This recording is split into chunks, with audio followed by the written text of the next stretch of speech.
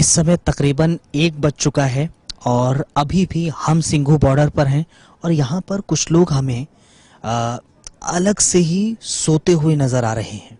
इसलिए हम आपको इनकी तस्वीरें भी दिखाना हमें ज़रूरी हो जाता है, क्योंकि ये लोग फुटपाथ पर लेटे हुए हैं और ये लोग भी, क्योंकि आशियाने हमने आपको अलग अलग तस्वीरें दिखाई हैं, लेकिन ये भी तस्वीरें अपने आप में बहुत ज़रूरी हो जाती हैं। अब ये आप समझिए ज़रा, ये लोग कोविड के काल में भी बिल्कुल सटे हुए लेटे हुए हैं। दूसरी चीज़, इन लोगों के पास हालांकि यहाँ पर जो लगातार लोगों की तरफ से दान दिया जा रहा है, वो कंबल भी दिए जा रहे हैं और अलग अलग चीज़ें दी जा रही हैं, और आप देख सकते हैं, अंदाज़ा लगा सकते हैं इन तस्वीरों से कि आखिर यहाँ पर इन लोगों को, ये लोग फुटपाथ पर सोए हुए हैं। एक और तस्वीर मैं दिखाऊंगा कि वो देखिए ज़रा, आग की तस्वीर। इन लोगों ने सर्दी से बचने के लिए आग जलाई हुई है ताकि ये आग से अपनी सर्दी को दूर किया जाए। और ये तस्वीर भी आप देख सकते हैं कि कैसे यहाँ पर आग जली हुई है ताकि ये लोग इस आग से अपनी सर्दी को दूर करें। तो ये तस्वीरें इस समय देखने को मिल रही हैं जो अलग अलग जगह से आ रही हैं। ये दरअसल सिंघू बॉर्डर की तस्वीर है जो ये दर्शा रही है कि किसान इस समय किस तरह से डटा हुआ है और ये कह रहा है कि जब तक कानून को वापस नहीं लिया जाता तब तक हम यूं ही रहेंगे, भले ही कितनी ही तकलीफें क्यों ना हो। तो रात जैसे ढलती जा रही है और यहाँ की अलग अलग तस्वीरें भी दिख रही हैं।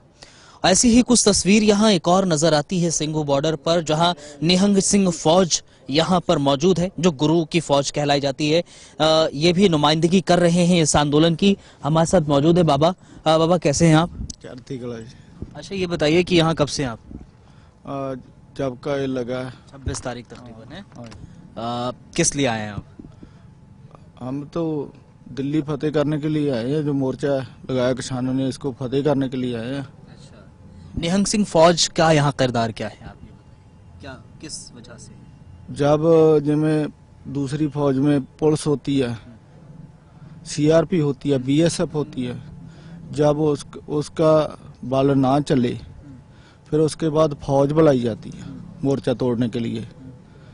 ये गुरु की फौज है। जब मोर्चा कोई अड़ जाए ना, तब फिर ये गुरु की लाडली फौज है जी, ये मोर्चा तोड़ती है। जैसे किसानों के ऊपर जो प्रशासन की तरफ से बौछारें की गई थी, रोकने की कोशिश की गई थी, तो उसका सामना करने के लिए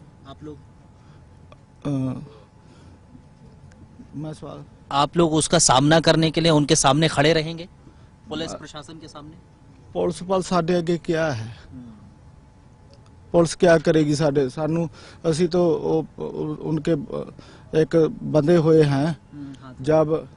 जब उन्होंने ऑर्डर दे दिया, साढ़े पंथ पातशाह जी बैठे हैं उथे, जो साढ़े राष्ट्रपति हैं फौज के, वो वहाँ विराजमान है। जब वो ऑर्डर करेंगे तो ये तो साडा जो मोर्चा है 5-7 मिनट का ही काम है। तो ये आप लोग दिन रात जब भी हो यहाँ पर तैनात रहते हैं? ये फौज है, फिर तैयार ही रहना इन्होंने काम पातशाह दा। जैसे कि अभी आप मौजूद हैं और सुबह कोई और भी होगा, ऐसा भी है, या फिर आप लोग ही सब लोग रहेंगे? तो बस 1-2 मिनट, कोई घंटा को 2 घंटे कोई रेस्ट नहीं करते। खालसा आराम नहीं फरमाता। खालसा का बोले अडेंग बडेंग होता माड़ा जैसे ही होता है बस। नहीं तैयार ही मुठा पर आते, मतलब 24 घंटे तैयार भर तैयार रहना है। लेकिन सर्दी अर्दी कुछ नहीं लगती? वो पातशाह की कृपा। सर्दियां खालसे नूं किथे डरा लेंदा खालसा। सर्दियां को डर जाती हैं। सर्दियां कोरोने कराने भाग जाते हैं खालसे से। देखो जहां आ गया खालसा, सारा कोरोना कराना नठ गया। ये जो कोरोना है ना भाई साहब, इसके पीछे राजनीति है।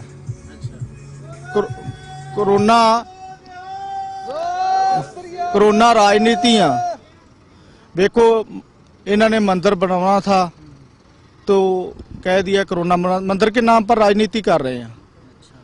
जो राम के नानके हैं, बता सकते हैं मोदी भी राम के नानके कहाँ हैं? नहीं, हम बताते हैं। फौज राम के नानके गड़ाम में है, पटियाला डिस्ट्रिक्ट में, पंजाब में, गड़ाम में नानके, गड़ाम शहर में। वहाँ हम का पड़ाव लगता है फौज का, ऐसे ही शिविर लगता है वहाँ पर। वहां पर गधे लट रहे हैं जहां रामचंद्र के नानके हैं, जहां कौशल्या माता थी ना, वो गड़ाम की थी, रामचंद्र की माता। वो वहां गधे लट रहे हैं, बहुत बड़ा किला है राम का। लेकिन एक चीज बताइए, जैसे कि अभी आप लोग यहाँ पर हैं, तो जहाँ राजनीति के लिए वे हिंदू मुस्लिम सिख को लड़ाने के लिए ये अयोध्या का मसला छेड़ देते हैं वोट लेने के लिए। ऐसा ये मुद्दा चलता नहीं, हिंदू का सिख का देखो कितना बढ़िया प्रेम है, परमात्मा ने फिर पैदा कर दिया। चलिए ठीक है। लेकिन देखिए ये भी तस्वीरें हैं सिंघू बॉर्डर की, जो हम आपको दिखा रहे हैं। आज पूरी रात हम यहाँ रहने वाले हैं और आपको अलग अलग तस्वीरें यहाँ की दिखाएंगे कि रात के वक्त आखिर क्या कुछ यहाँ पर हो रहा है। तो देखिए रात यहाँ पर लगातार होती जा रही है, ढलती जा रही है, लेकिन यहाँ पर लोगों का आने का सिलसिला जारी है। यहाँ पर हमें कुछ लोग मिले, इन्होंने कहा अमृतसर से आए हैं, ये लोग टीचर्स हैं। तो हमने कहा हाँ वाकई आप लोगों से बात करना इस समय बनता है। आप लोग अमृतसर से हैं? हाँ सर, हम अमृतसर से हैं, सारे साथी मेरे अमृतसर से आए हैं। हाँ। हमारा आने का मकसद ये है कि जो किसानी गोलों में आप ये हमारे किसान भाई, मजदूर भाई, जहाँ व्यापारी हैं, वो जो छोटे पद्धर के हैं, उनके लिए जो संघर्ष चल रहा है, उनके संघर्ष में साथ देने के लिए हम कब से आए आप लोग?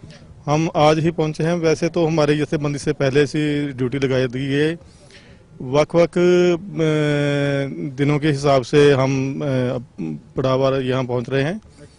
तो ये बात ये है कि जो मोदी सरकार कारपोरेट इदारों के लिए जो सब कुछ देने जा रही है, उसके विरोध में जो पंजाब का एक एक व्यक्ति है, जो एक चाहे वो मजदूर है, चाहे किसान है, चाहे मुलाजिम है, वो सभी के इसकी पीड़ा जो महसूस कर रहे हैं कि यो कर रहा है कारपोरेट इदारे को सबको देने के लिए तैयार हो गया, देश को बर्बाद करने को तैयार हो गया, वो हम होने नहीं देंगे। लेकिन रात का समय हो रहा है, इस रात के समय में आने की क्यों सोची आप लोगों ने?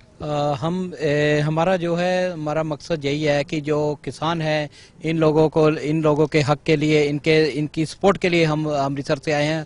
और हमारा यही है कि हम इनकी ज़्यादा से ज़्यादा सपोर्ट करें और लोगों को जागृत करें कि किस तरह हम इस आंदोलन का विरोध कर सकते हैं। और हमारी यही है कि हम किसानों के लिए जब तक ये तीनों जो बिल पास किए हैं मोदी साहब ने, और ये वापस नहीं होते, हम तब तक इनके साथ रहेंगे। तो आप लोग टीचर्स हैं, टीचर्स होने के साथ साथ आप लोग किसानों के साथ कैसे?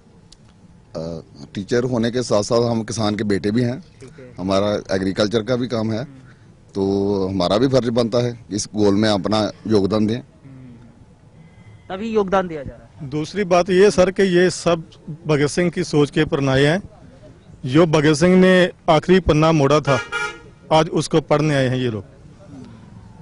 उसके भगत सिंह के चाचा अजीत सिंह ने जब अंग्रेजों के बेले में तभी ऐसी तब्दीली लेके आए थे, ऐसा ही एक बिल अंग्रेज लेके आए थे किसानों के लिए। मध्यम जो वर्ग के किसान थे, उनकी जमीनें हड़पने की कोशिश कर रहे, जागीरदारी को वो जमीनें देने के लिए ऐसा बिल लेके आए थे। तो 9 महीने की चाचा अजीत सिंह ने वो एजिटेशन चलाई थी, जो आखिर में अंग्रेजों को वो उसको वापस लेना पड़ा था। तो आपको लगता है कि ये बिल वापस जरूर होएगा जी। किसान, मजदूर, मुलाजम और अदर स्टेट जे जब हक मांगते हैं, जे बिहार के वो नक्सलवादी हो जाते हैं, पंजाब के आतंकवादी हो जाते हैं, राजस्थान के कोई और नाम दे देंगे, हिमाचल को कोई और नाम दे देंगे। तो आप लोगों का कब तक रहने का? हम तो जितनी देर तक ये संघर्ष चलेगा, हमारी ये मंशा है कि हम यहीं पर अपनी जो ड्यूटी निभाएंगे, सपोर्ट जारी रखेंगे। चलिए देखिए, इन लोगों का सपोर्ट जारी रहेगा। बताइए क्या करें? हम लोग जितना चਿਰ ये बिल वापस नहीं होंगे, पूरे देशवासियों के साथ लेकर, पूरे भारतवर्ष को साथ लेकर इस एजिटेशन को जारी रखेंगे। तो आप लोगों का जो टीचर संघ है, शिक्षक संघ है, क्या वो भी इस आंदोलन के साथ खड़ा होगा? देखो, हम लोग पहले जो है पूरा पंजाब और पूरा इंडिया 80% जो है वो किसानी पर निर्भर है। हम लोग पहले किसान के बेटे हैं, मुलाजिम और टीचर हम बाद में है। तो जब किसान के पास नहीं कुछ रहेगा तो मुलाजिम, छोटा व्यापारी, छोटा मजदूर, तो उसके पास क्या रहेगा? इसलिए किसान जो है इस देश की रीढ़ की हड्डी है, और रीढ़ की हड्डी को बचाना हमारा सबका धर्म है।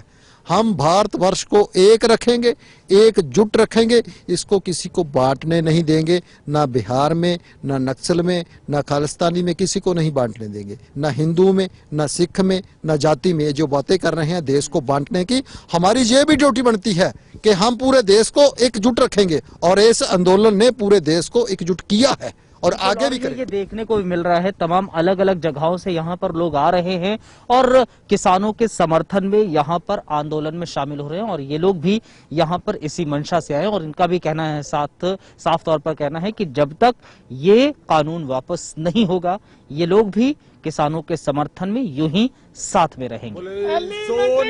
यूनियन जिंदाबाद, एलिमेंट्री टीचर यूनियन जिंदाबाद, किसान मजदूर एकता जिंदाबाद, किसान मजदूर एकता जिंदाबाद, एलिमेंट्री टीचर यूनियन जिंदाबाद।